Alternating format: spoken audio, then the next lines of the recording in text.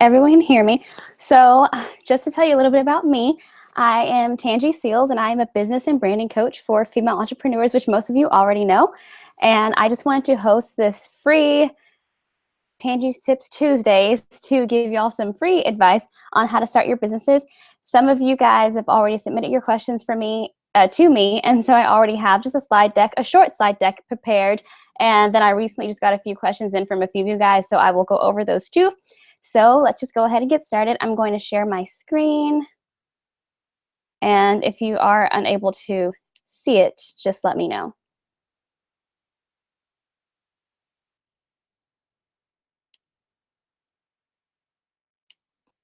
All right, like I said, welcome to Tips Tuesday. So let's just dive right in because I know y'all have lives and y'all don't want to be here all day long. So I'm just going to go ahead and get started.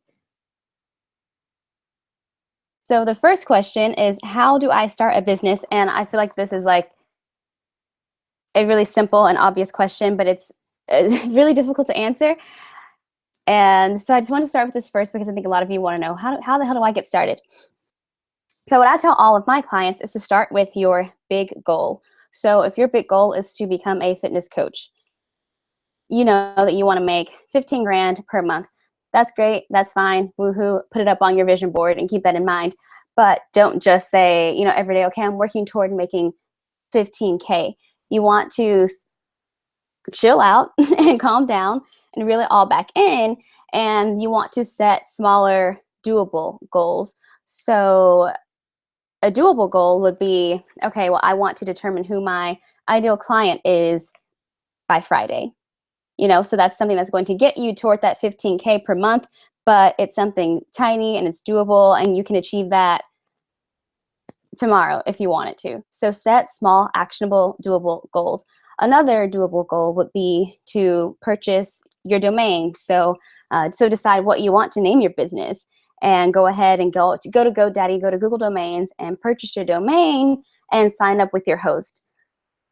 About like 5 minutes to do. So you're taking those baby steps to building your business, which is all going to get you to that $15,000 per month income goal that you have. So I know we're all creatives and I'm assuming everyone here is a woman. I think you guys are all women.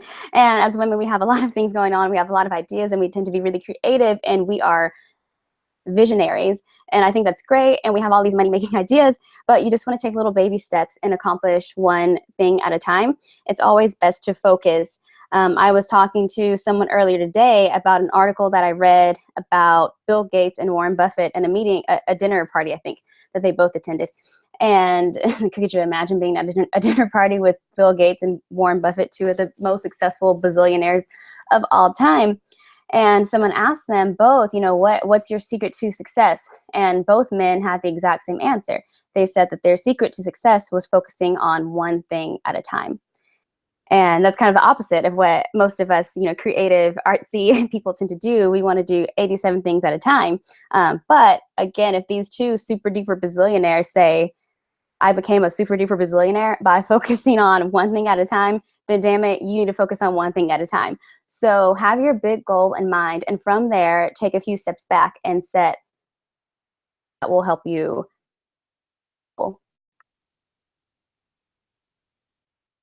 Another question that people ask me a lot is, how do I stay committed and motivated to business? How do I stay committed to my entrepreneur journey? And it's so difficult to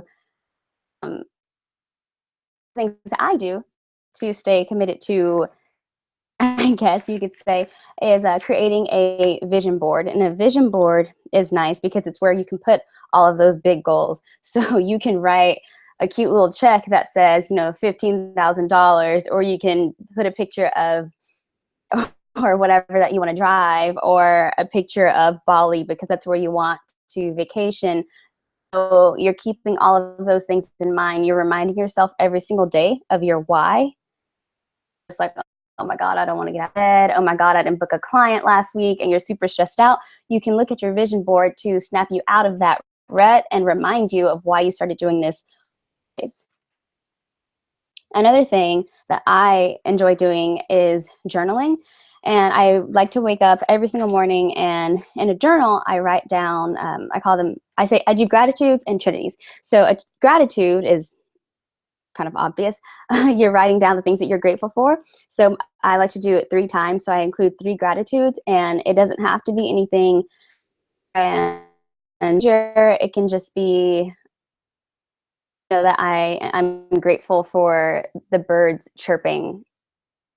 Really corny, but it really makes me happy when I wake up in the morning and I hear birds chirping. So just like little things, and it kind of keeps everything into perspective and keeps you from being really down on yourself.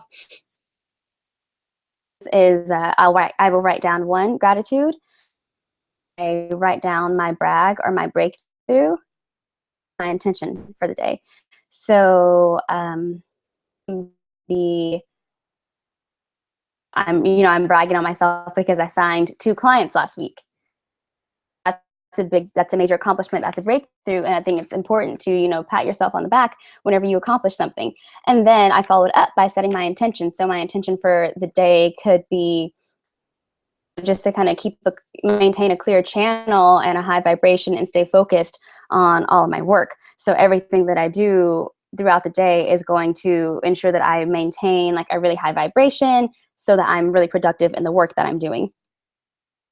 Again, a great way to stay committed and motivated is to focus on those small goals like we just talked about. So one thing that I did this week, last week, I hated my original website. Some of you guys might have seen it. I hated it. I didn't like it at all. So last week, I spent all my time creating an entire new website. And anyone that's built a website, whether you use WordPress or Wix, it's all annoying and it's all extremely time consuming. And it was something that I didn't want to do. But every single day, I made it a goal to finish 1 page of my site. So instead of just saying, okay, I'm going to finish my website by Saturday, I said, okay, Monday, I'm going to finish the homepage. Tuesday, I'm going to finish this page. Wednesday, I'm going to finish that page. And then every single day, I worked toward finishing 1 page of my site. And then by the end of the week, it was all done.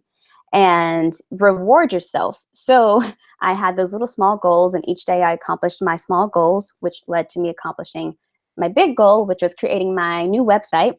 And I rewarded myself. So I went and got my nails done this weekend. I went and got a much needed massage. So set tiny goals, and every time you accomplish your small goals, celebrate those victories. Don't just like go right back into work mode. And I know that that's super hard whenever you are trying to build a business because there's always so many things to do, but it's really important to take time to reward yourself and show yourself a little bit of love, because if you don't, you will get burnt out, and then you won't want to keep going. You'll lose that motivation very, very quickly. How do I create a business plan? As a question that someone submitted.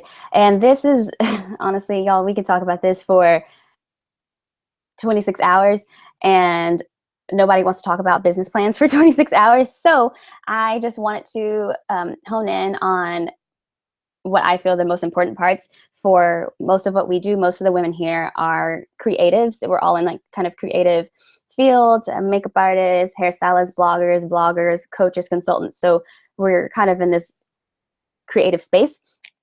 So a general layout kind of a business plan is your executive summary, your description of your business, your customer analysis, your competitor analysis, and a marketing and sales strategy, and your financial projections. And there are a few more things that go in there, but most of us are solopreneurs. We are entrepreneurs who are starting our own businesses, and we're the CEO and the employee, right? We don't have a team yet. So I kind of left out other things on purpose, but I just want to focus on 3 through 5. The first of those is customer analysis. So this is super important. One of the modules in my coaching program, I call it Know Your Tribe. And it's really, really important for you to know who the hell you're trying to market this business to. You can't, unless you're Walmart, you're not really selling to everybody. Not everybody is your ideal client. So you need to keep in mind like who you're trying to start this business for and who you're trying to sell to. So know who they are. And it's not just enough to say, okay, my ideal client is a woman. Okay, well, how old is this woman? Is this woman married? Does this woman have kids? If so, how many kids? How old are those kids? Are they all toddlers? Are they high schoolers? Does she have one in elementary, middle, and high school? All of those things are really important to know. How much money does this woman make? Or does she stay at home with her kids? Does her husband make all the money? And another reason that that is so important is because you need to know who the decision maker is. Ideal client is a 15-year-old. You know, let's say you make lip glosses for teenage girls. Well, teenage girls don't money, you know, so the decision maker is not that teenage girl. The decision maker is mom. So really, even though your ideal client is that teenage girl, you need to be marketing toward her mom, because her mom is going to be the one to decide whether or not product.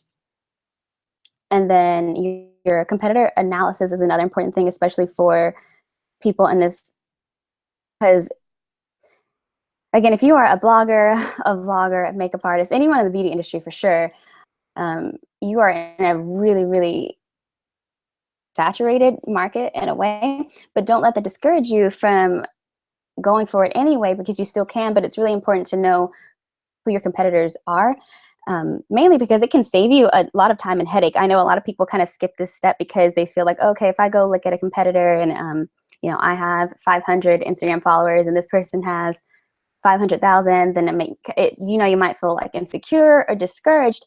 But it's really important to go and see what that person's doing, because it'll save you some time, because you can see what's working for them and what's not working for them. You know, why reinvent the wheel if you go to that larger account and you see that whenever they do, I don't know, what is it, like a Throwback Thursday post, that their followers go crazy over Throwback Thursday. Well, then since you guys share, you know, the same ideal client, then you need to be doing their Throwback Thursday post too about whatever it is that your business is based on. So if you see that something is working for your competitor, then go ahead and do the same thing, because it'll save you a lot of time and headache trying to figure out how to do something new. Another reason why you should go and search out your competitors and see who they are is because there's opportunity for collaboration there. So just because someone is your competitor doesn't mean that they're your enemy. Just because someone is selling the same product or service that you are doesn't mean that you hate them. So you can partner up with these people. So if you are again, a fitness coach, and let's say your expertise is working with women who are trying to get back in shape after having their first baby. And then there's another fitness coach out there who also works with moms, but maybe they aren't, you know, new moms who just had a baby 6 months ago, but she's still working with a similar target audience as you, and she's still doing the same thing as you. Then you two can also partner up on certain things. That way you are being introduced to her audience and she's being introduced to yours, which is extremely important, because it'll help you both grow your email list, because you're almost like exchanging, you're sharing your audience base. And all it's going to do for you is result in more money. And that's why you're doing this, because you want to make some more damn money. So definitely do a competitor analysis, and competition is not always a bad thing.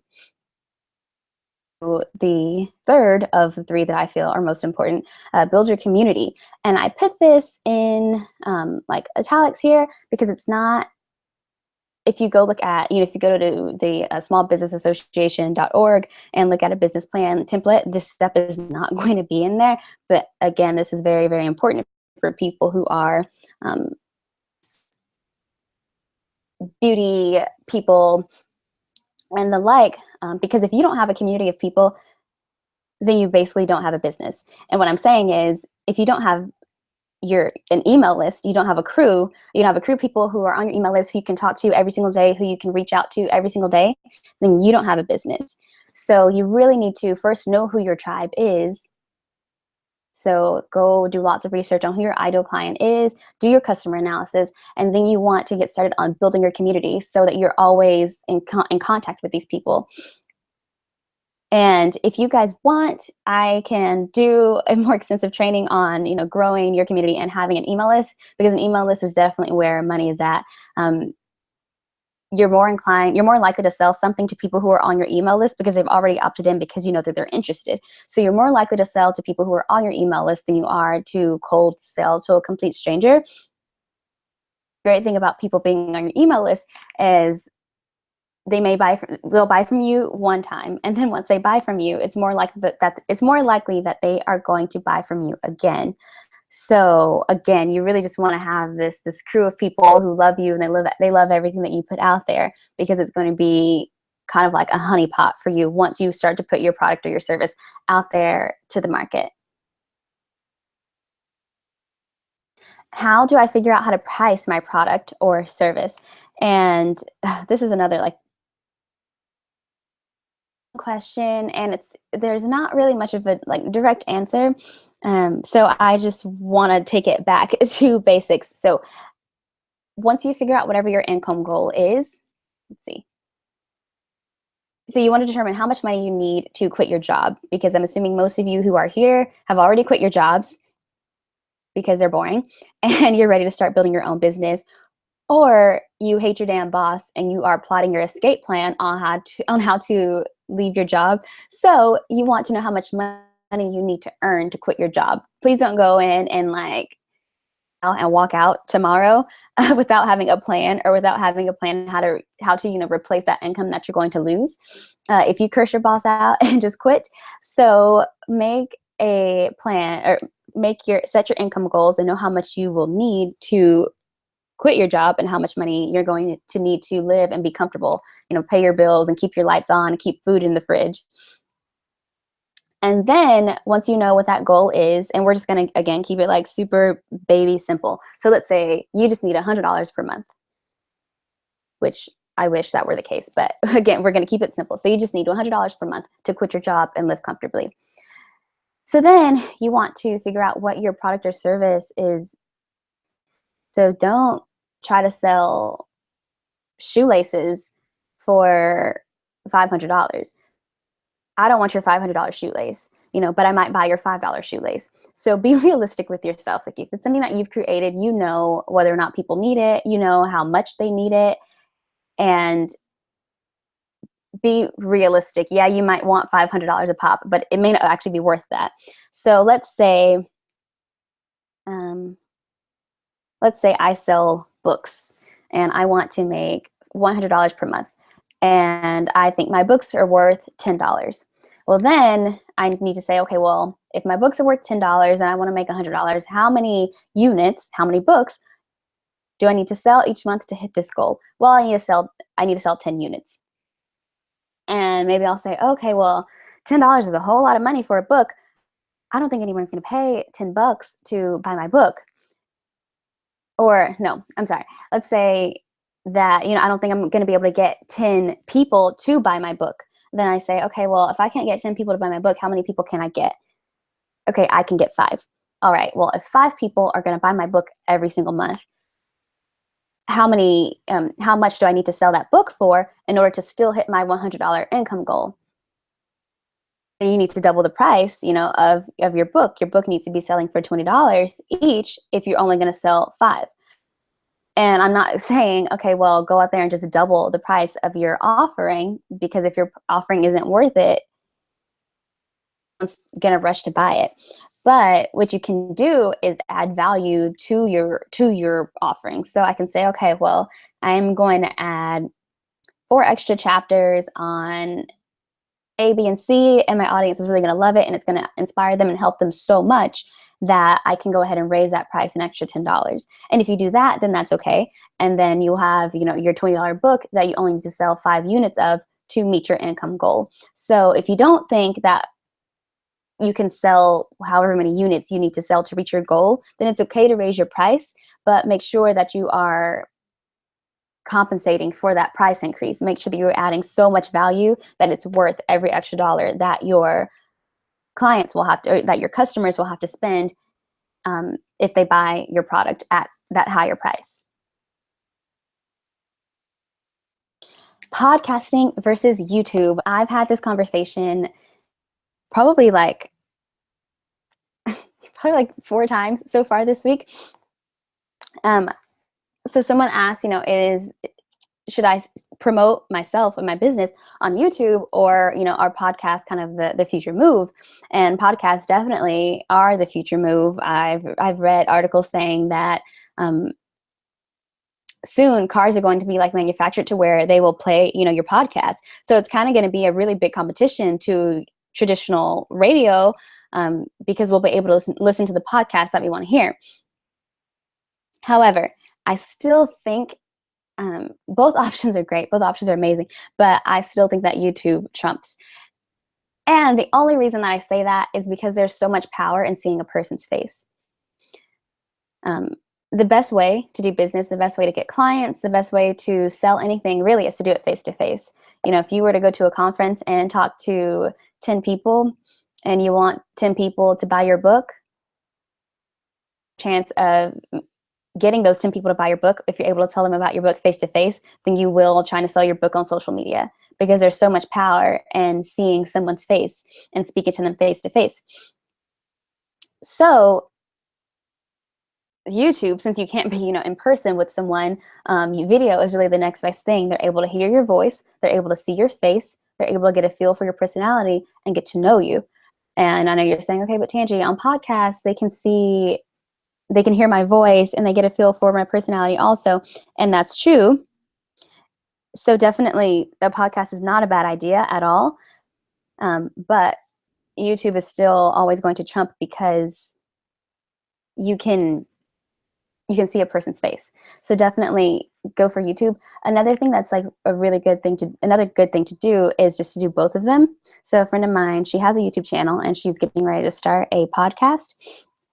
And she is actually going to be recording her YouTube and also recording her podcast at the same time. So she's going to repurpose both of them. So she's only going to do it one time. She's going to be face to face with you guys on YouTube, and you can see her face and hear her and interact with her. And then she's going to repurpose it and post it as a podcast on iTunes. So she doesn't have to do any extra work. Really, she's recording it all one time, and then she's just putting it on two separate platforms. So if you are stuck between the two, that's definitely something to consider, is get on YouTube so people can see your face and just really fall in love with you. But have a podcast out there for people who don't want to sit around and watch YouTube videos all day long.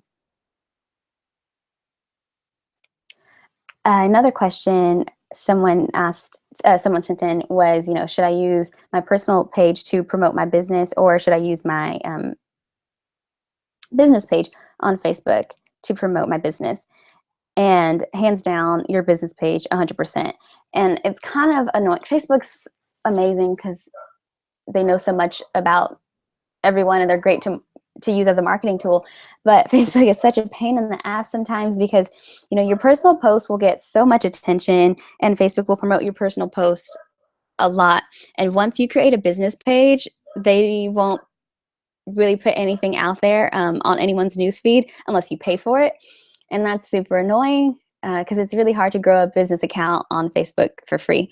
But if you are promoting your business a lot on your personal page, Facebook will see this as spammy and you can get blocked. I have a friend she stays blocked on Facebook. I'm surprised I haven't shut her down. She's blocked all the time on Facebook because she's always promoting her business, and she does have a business account, but she has, again, more attention on her personal page. So that's what she uses most, but it's not worth getting shut down. And over time, the more you use your business page, the more it'll grow. And definitely you want to invest in Facebook ads. Facebook ads they're amazing. They convert really high if you do them correctly. It's really difficult to kind of figure it out, but it's worth the time and it's worth the money. So definitely promote on your business page. Don't promote on your personal, because you might get shut down and then it's going to confuse people. Just keep all the business stuff on the business page.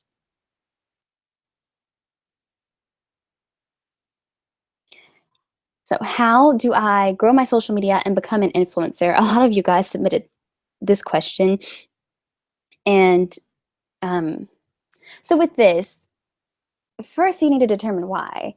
Why do you want to be an influencer? Like, a lot of people want, 100,000 followers on Instagram and 100K subscribers on YouTube, and they want to be an influencer just because a lot of people are doing that now. But like, why do you want to do it? So it can't be just because, oh, everyone else does it. I mean, there has to be some reason as to why you want to be an influencer. So first you need to be clear on why you want this for yourself. And then once you are, then you need to go back and get clear on who your ideal client is again. And once you know, or who your ideal viewer or follower is, and once you know who they are, then you need to, start posting high quality content that they are going to want to see. So if your goal is to grow your social media and become an influencer, and I go to your Instagram and all of your pictures are bathroom selfies, then that ain't gonna cut it. Like, a bathroom selfie girl is not gonna become the next Urban Decay like partner or influencer. Like, nobody wants to see that. So you need to have really professional pictures, or really nice looking pictures at least, not some jank raggedy. Just don't do it. So a lot of people will say that, oh yeah, I want to be an influencer, and I look at their account and it's just like, ugh. It's just ill. So make sure that your account looks like you are an influencer. So you know that saying, dress for the role that you want to have. So basically, if you are you work at a traditional 9 to 5, that whole boring 9 to 5, and the dress code there is business casual, but you want a promotion, and everybody who is in the position that you want, they all wear suits to work. Then that means that you need to start wearing a suit, right? Because that's the position that you want to have. So you're going to go ahead and start dressing as if you have that position. The same thing goes for social media. If you know, okay, I want to be an influencer who is known for my impeccable style, well, even if you only have 100 followers right now, then go ahead and put those high quality photos out showcasing your impeccable style, and go ahead and just walk the walk. And then the next thing that you want to do is improve your engagement. So there's several ways to improve engagement, but one of the best things that you can do is to get comments on your post, because comments weigh so much more. So you can have, all the likes in the world, but a post with maybe half of the likes with way more comments is going to rank higher on Instagram's algorithm, because Instagram ranks comments, and Facebook too. Instagram and Facebook rank comments higher than likes, because it takes a lot more energy and time for someone to comment on your post than it does for them to like it. So a great way to improve engagement, your engagement rate, and your ranking on the Instagram algorithm is to encourage your followers to comment on your post. So a great way to do this is to just ask them a question. So maybe you are a vegan blogger, and you post a recipe, maybe your favorite holiday vegan recipe, and you can, tell your followers about it, and then say, hey, in the comments below, let me know what your favorite vegan holiday recipes are. And then another, a really simple way, really, to increase your ranking on Instagram's algorithm is just to be consistent with your post.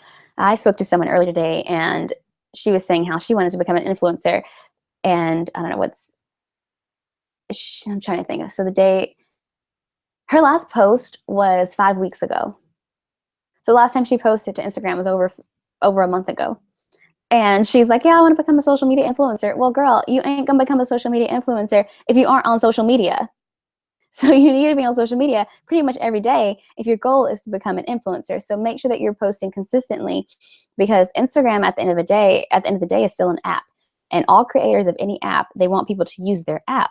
So the more you use the app, the more Instagram is going to reward you.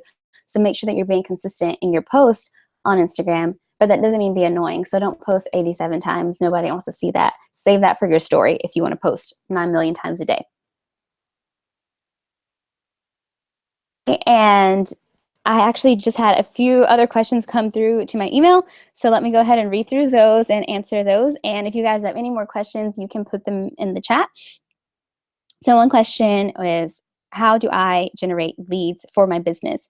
And this is another kind of loaded question. So it definitely depends on what industry you're in and what kind of business you're running. But the first step is to know, who your ideal audience is, and where they are online, where they're hanging out. And then you want to use lead magnets to pull them in. So give them something for free in exchange for their email address. And then you can start to build your community like we were talking about earlier. You have all those emails, and you have a way to speak to them all the time directly and show up in their inbox every single day if that's what you want to do. Don't do that though. Don't email anyone every single day. They're going to unsubscribe. That's annoying. But that's the best way. It's just to give them something really valuable for free in exchange for their email. Another question is, when looking into info about creating a brand, I've read some of the same things.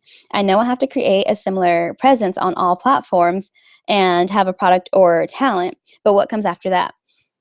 So what comes after that is you sell. So once you've created a brand, have your product or your service already together, then you have your business and you need to put it out there, and you need to start selling.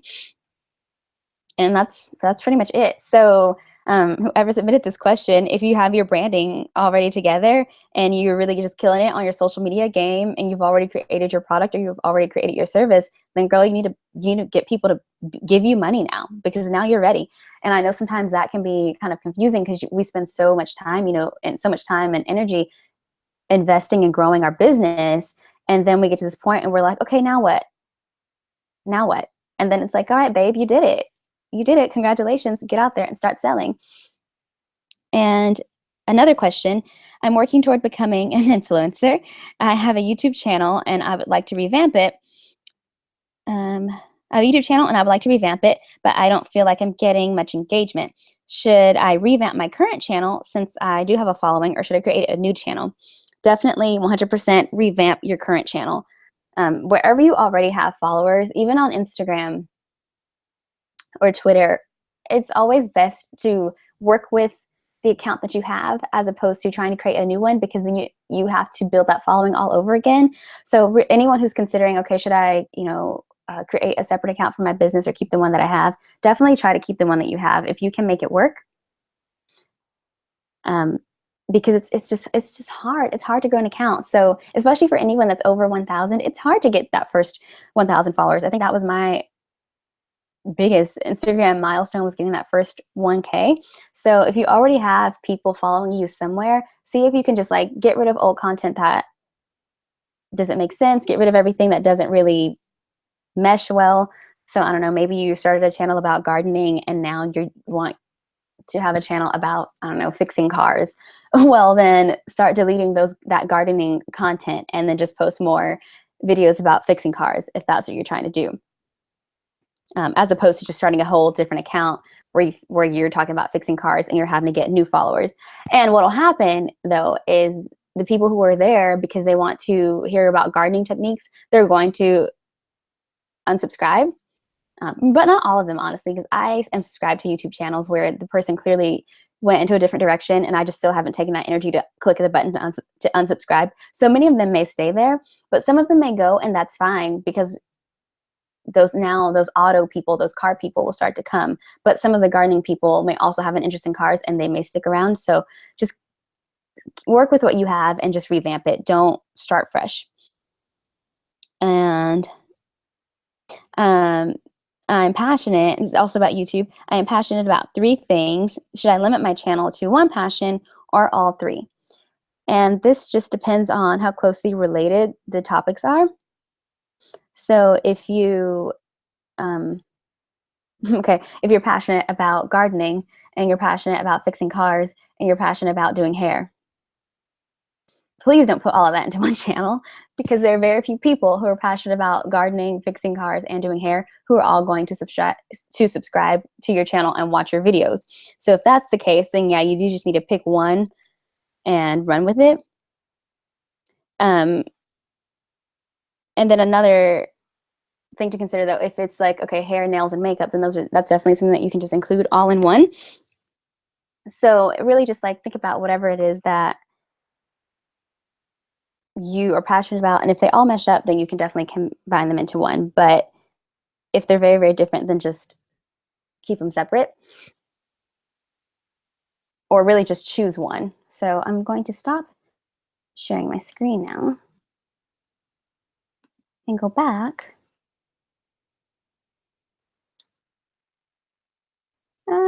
Okay. I'm new to this. I always do this on Zoom, so I'm super confused right now. 1 second, guys.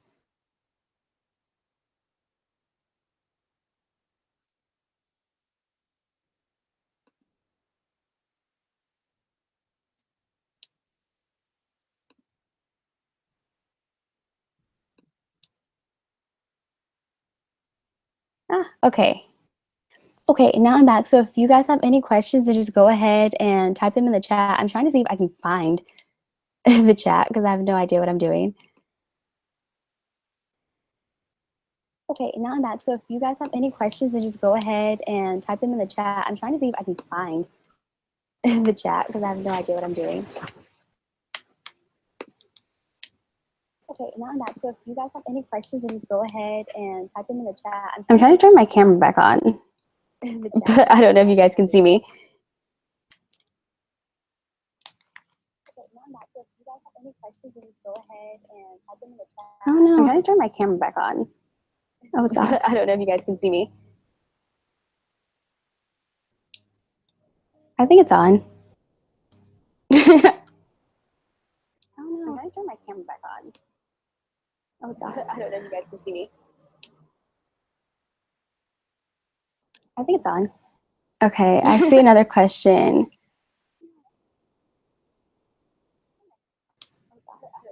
Okay, do you advise following your competitors on social media?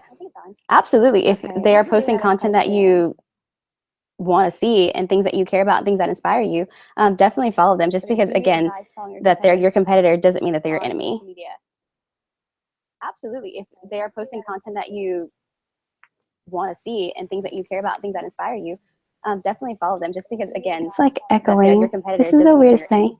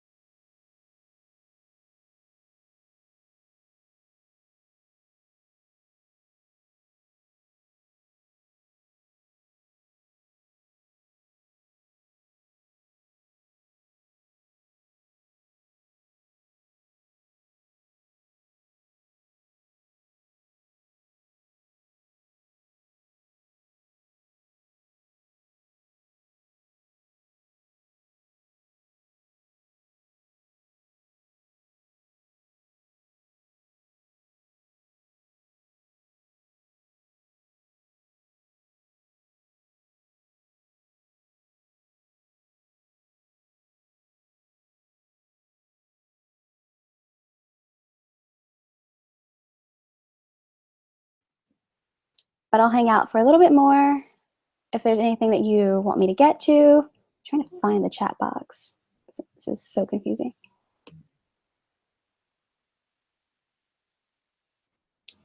If there's anything that you... Okay, I see it. Yay, I'm glad you guys enjoyed it. Oh, good. I'm glad it was helpful. Again, like I said, so if you guys think of anything later, feel free to email me or DM me on Instagram or whatever. And also, you guys, drop your IG names in the chat box. I follow most of you, I think, already, but I'd love to just kind of see your accounts and see if I can give you some advice with that. So just let me know your IG names and any of you guys that have